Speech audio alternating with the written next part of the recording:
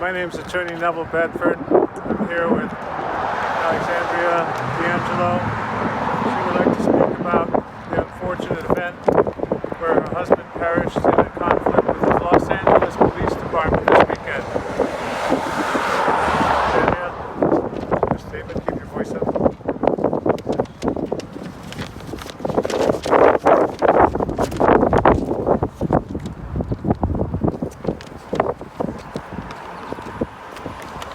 My name is Alexandria D'Angelo.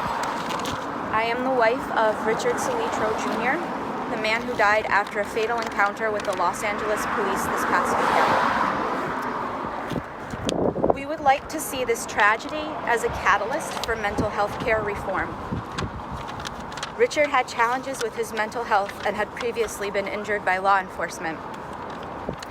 We believe this tragedy could have been avoided. Persons suffering from mental illness and/or addiction are not criminals.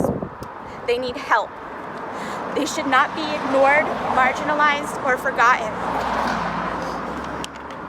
It is my sincere hope that Rick's life was not lost in vain. I would hope we could improve our systems to treat mental illness more appropriately and compassionately heed the cries for help, not just from those afflicted, but also from family and friends who try to advocate for loved ones to get the help they need and deserve. This unfortunate tragedy should also be a wake-up call to equip law enforcement with appropriate tools to address these situations in the future. My husband was not well, but even in his sickness, he wanted to do something beautiful for the world, and I want him to be able to do that still. Please. The Solitro family is asking for compassion and privacy at this time.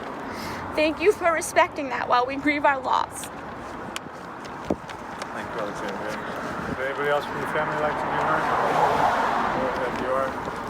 Hi everyone, I'm Richard's father, and I would like to start by saying that the system that was put in place to help our families like ours has failed, not only here, but the whole country. We reached out to 10 different mental health organizations here in Rhode Island and several in Los Angeles. And all we got was, sorry, we can't help you. Please try calling this organization. All these organizations, including Richard's doctors, would do nothing to get him into a hospital, as we requested. We continue to get the same answers. They said, unless Richard does something to himself or to another person, there is nothing that they can do. These mental health organizations would refer us back to the police, who would then tell us they can't do anything unless Richard has done something wrong. The LA police were called by us on several occasions while Richard was in LA about our son's mental health issue, and they would do nothing. We had a friend of our family in Los Angeles who is a psychiatrist meet with our son on several occasions, and he tried to get him help through the crisis unit in LA. They came out to meet him and told us that they didn't meet the criteria to bring him into a hospital. And now here we are, our 34-year-old son, who was unarmed, and he was shot to death by the LAPD.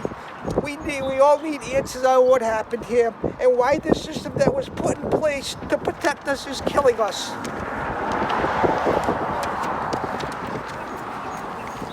don't know if I'm going to be able to do this.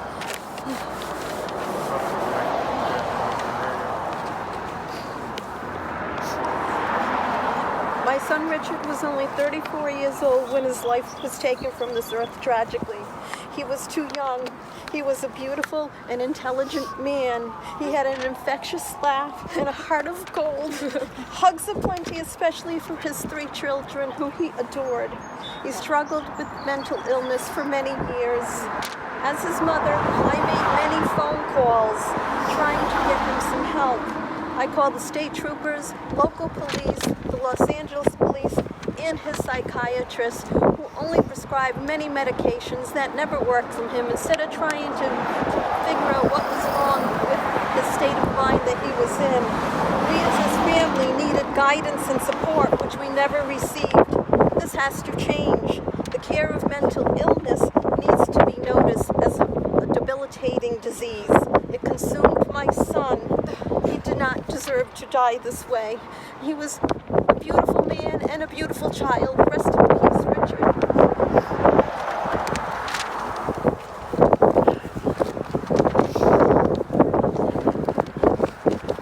Thank you for your attendance. Our entire family is deeply saddened by Richard's passing. Richard was the father, a son, an uncle, and a friend to many, of all who are grieving today. He was kind, intelligent, and the funnest dad. Let us please use this heartbreaking situation to raise greater awareness for the many struggling with mental health. We pray that you can use this situation to bring light to more mental health training for law enforcement and to hearing the cries of families where they advocate for help. We understand the grim nature of this weekend's events. We ask you to respect our privacy as we grieve privately, particularly the children mourning the loss of their father.